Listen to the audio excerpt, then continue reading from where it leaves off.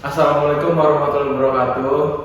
Kami dari kelompok 3 ingin memaparkan materi berjudul skala pengukuran dan instrumen penelitian. Izinkan saya memperkenalkan anggota-anggota saya.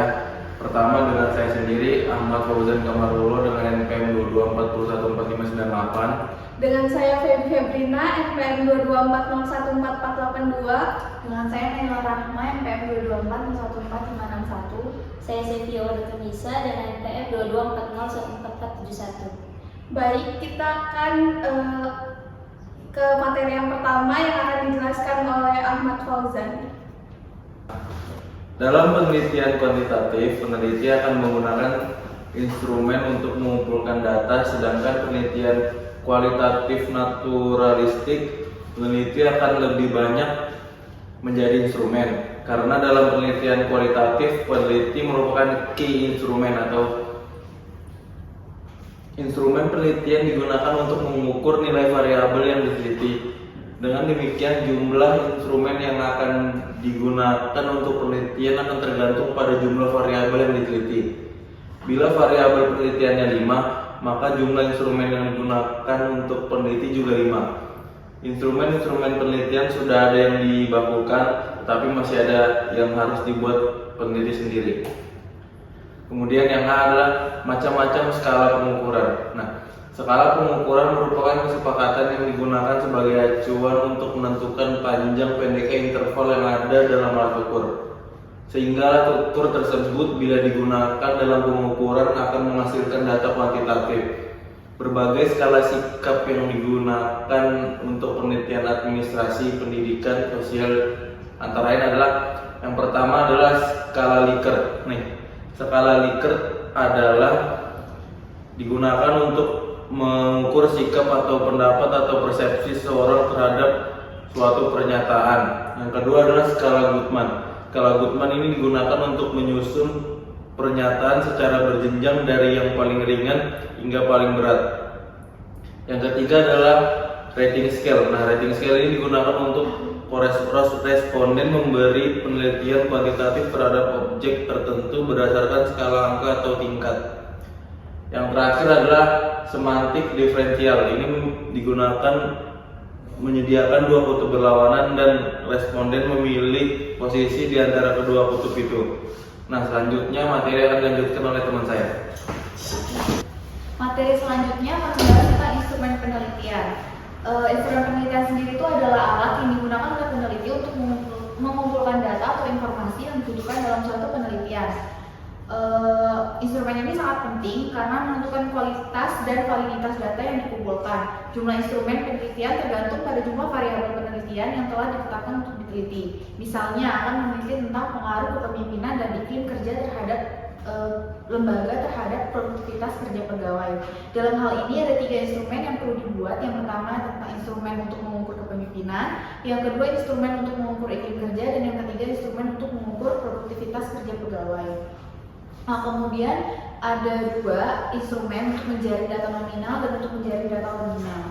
Untuk menjaring data nominal ini data yang hanya menunjukkan kategori atau label tanpa urutan. Ciri-cirinya tidak bisa diurutkan, tidak memiliki nilai numerik, hanya digunakan untuk mengklasifikasikan. Contohnya jenis kelamin laki-laki, perempuan, warna favorit merah, biru, hijau, status pekerjaan pegawai, wira swasta, dan pelajar. Kemudian untuk instrumen untuk menjaring data ordinal, ini adalah data yang menunjukkan kategori dengan urutan, tetapi jarak antar kategori tidak diketahui atau tidak seragam. Ciri-cirinya bisa diurutkan, dan yang kedua tidak menunjukkan jarak pasti antar nilai. Contohnya tingkat kepuasan, ada sangat puas, puas, dan tidak puas. Kemudian tingkat pendidikan ada SD, SMP, SMA, S1. Selanjutnya mengenai cara menyusun instrumen. Di sini yang pertama menentukan tujuan penelitian. Kita harus memahami rumusan masalah, variabel, dan tujuan penelitian. Contohnya mengetahui pengaruh rasio keuangan terhadap financial distress. Kemudian yang kedua mengidentifikasi variabel penelitian. Kategori variabel menjadi variabel bebas, independen, dan variabel terikat, dependen. Contohnya variabel bebas itu rasio keuangan, ada ROA, CR, DER, dan lain-lain. Kemudian variabel terikat itu ada financial distress-nya diukur dengan Ackman Z-score. Dan yang ketiga menentukan indikator masing-masing variabel. Di sini setiap variabel diukur melalui beberapa indikator. Contoh indikatornya CR atau current ratio itu rumusnya hasil lancar dibagi kewajiban lancar, dan outcome Z-score rumusnya rumus gabungan beberapa rasio. Dan yang keempat, memilih bentuk instrumen, apakah berupa kuesioner, dokumentasi, wawancara, penelitian, observasi, dan sebagainya. Untuk penelitian kuantitatif berbasis data keuangan, instrumen dokumentasi atau laporan keuangan ditambah dengan alat ukur berupa rumus atau rasio.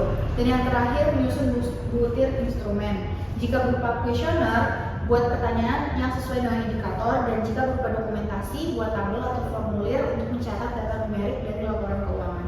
Selanjutnya akan dibacakan oleh Febriana.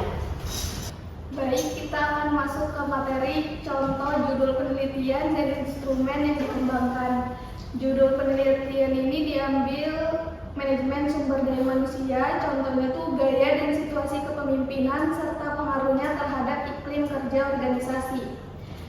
Judul tersebut terdiri atas 2 variabel independen dan 1 dependen. Masing-masing instrumennya adalah yang pertama instrumen untuk mengukur variabel gaya kepemimpinan.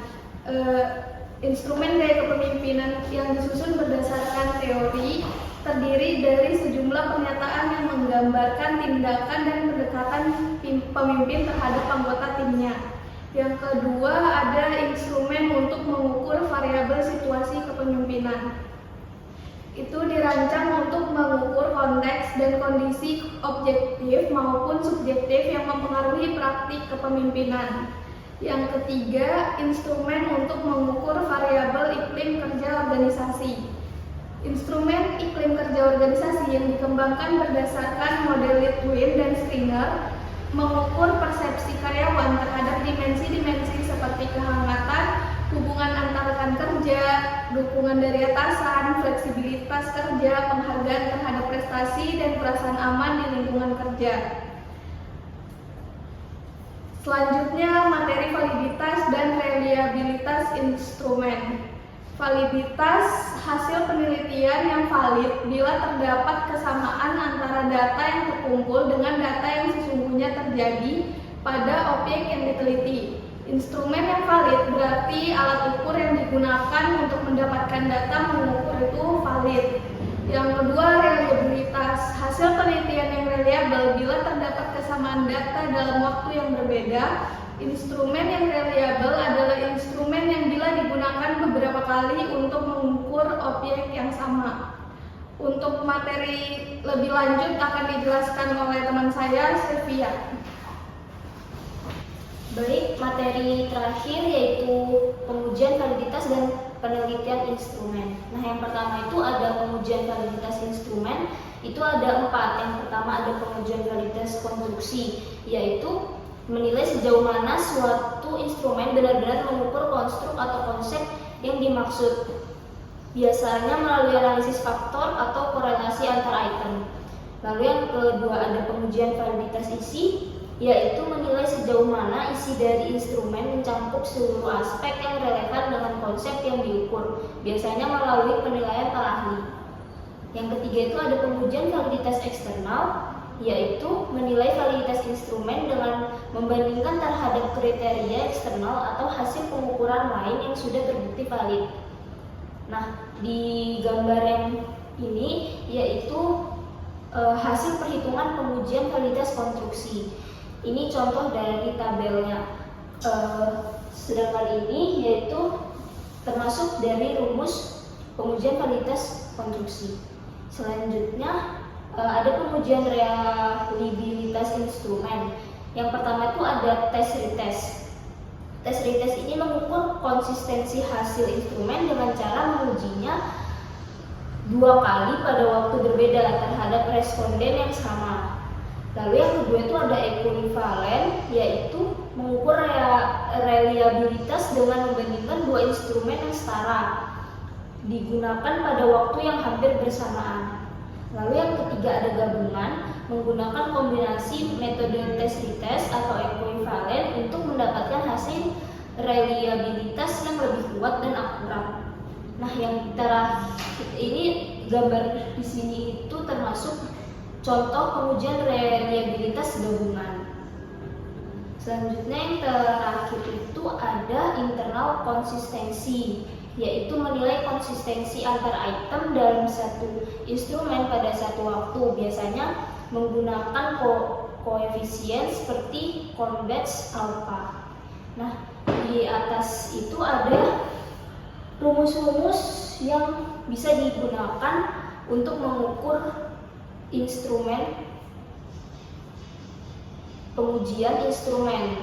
Yang pertama ada rumus Fermat-Brown, yang kedua rumus KR2O, yang ketiga ada rumus KR1, yang keempat ada analisis variance Hoyt.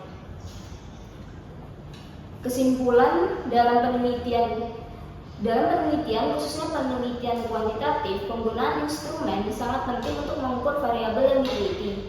Terdapat berbagai jenis skala pengukuran seperti skala Likert, Guttman, rating scale, dan semantik diferensial yang digunakan untuk menghasilkan data kuantitatif sesuai dengan karakteristik variabel.